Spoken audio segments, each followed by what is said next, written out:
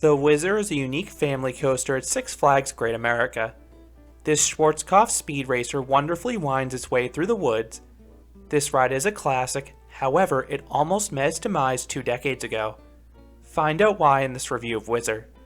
Schwarzkopf produced a series of Jetstar and Jumbo Jet coasters. These were compact rides featuring unique inline seating and highly banked turns. Schwarzkopf would build 50 of these coasters, and many of them were relocated throughout their lifetime.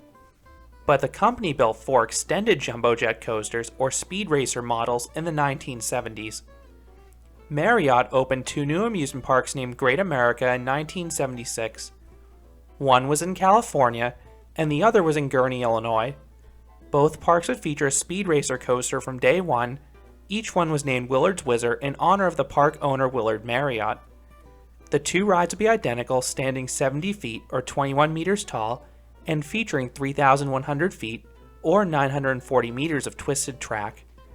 But as Schwarzkopf went out of business, these rides became trickier to maintain, and costlier too. Its sister in California was removed after the 1988 season, and now only 2 speed racers remain.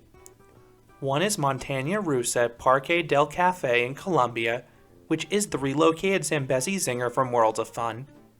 The other one is Six Flags Great America's Whizzer. This is the last one in the United States, but it was almost torn down after the 2002 season. Six Flags Great America was set to receive Superman Ultimate Flight for the 2003 season. This would be a Balzer and Mabillard flying coaster, and it was to be placed on Whizzer's plot. After the park publicly announced that Whizzer would be closing in August of 2002, the park received so much backlash from parkgoers that they reversed their decision. It also helped they had another removal candidate waiting in the wings. Shockwave opened as the world's tallest and fastest looping coaster, featuring a record-breaking 7 inversions. But this Aero multi-looper had a very high maintenance cost and low ridership due to its intense and uncomfortable ride experience. Superman would instead be placed on Shockwave's plot, and there haven't been any whispers of Whizzer's removal ever since. Whizzer is still one of the park's most popular coasters. The ride regularly pulls 30 to 45 minute waits most days. The ride features 4-car trains, each seating up to 24 riders.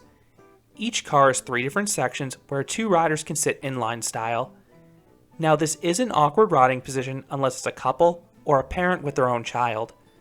Unlike log flumes where you have some space between riders, you need to be pressed all the way back against your riding partner due to the seatbelt that restrains you.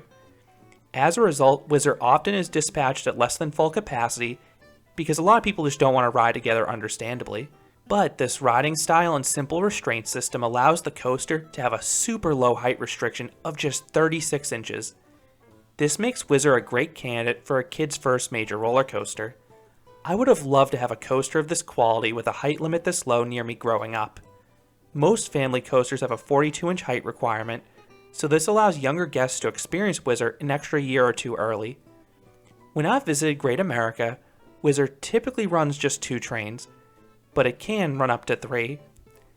In its early days, the ride actually ran up to 5 trains simultaneously, but Gurnee's Whizzer had 2 station collisions in its opening year, and the version in California was even more problematic, as that version had a whopping 12 station collisions between 1976 and 1980, and the final one was fatal.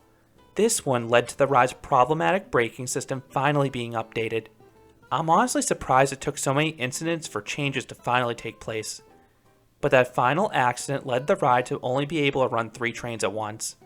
While this did reduce the ride's maximum capacity, Whizzer has run safely ever since, which is more important. This also is when the ride received the seatbelts it has run with ever since.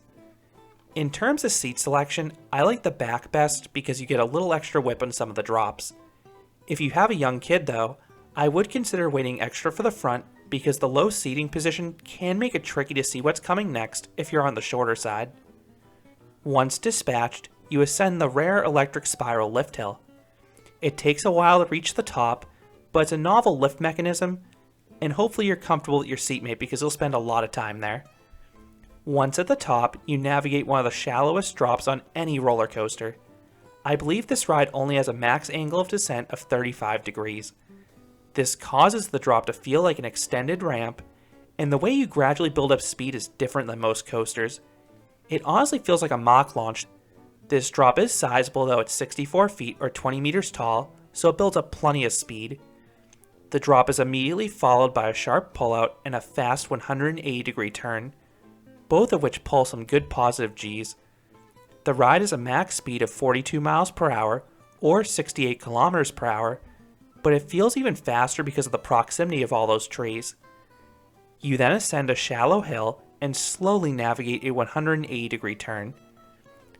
Then the train navigates a curved drop around a tree. It's another fairly shallow one, but the back does get some whip because you have a little more speed going into this one. The low turn at the bottom again delivers nice positive Gs. This is one of Whizzer's biggest strengths in my opinion, at least from a force perspective. You then rise up another shallow hill and twist around the lift structure. You have more speed in this turn than the prior ones, so when you crest the subsequent drop, those in the back will actually get an itty-bitty pop of airtime. It's the only airtime that's possible on the ride. This drop gradually twists down and to the left. You then rise up meekly and gradually twist towards the ride's finale, which is a 540-degree helix. The element has moderate positive Gs throughout, and I love how it's surrounded by trees on all sides. This leads into the final brake run, which ends the ride. In terms of smoothness, Whizzer is pretty good. Some of the transitions after the drops are pretty sharp, so you do need to be careful that you don't smack your elbows on the train, but the ride is otherwise smooth and comfortable as long as you like your seatmate.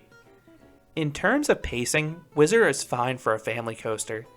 There are a lot of slow points in the turnarounds, but the drops and turns are good, especially because you're surrounded by trees.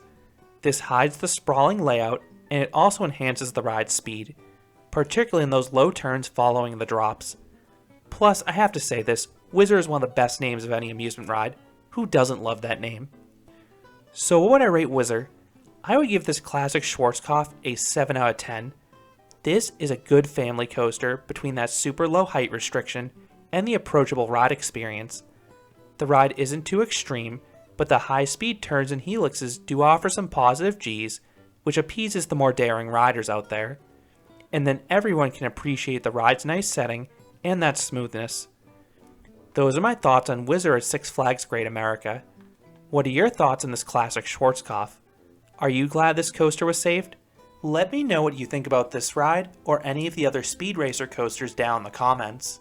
If you enjoyed this review, I'd appreciate it if you gave this video a like, and you considered subscribing because there'll be a lot more roller coaster and amusement park videos here at Canopy Coaster. Thanks for watching.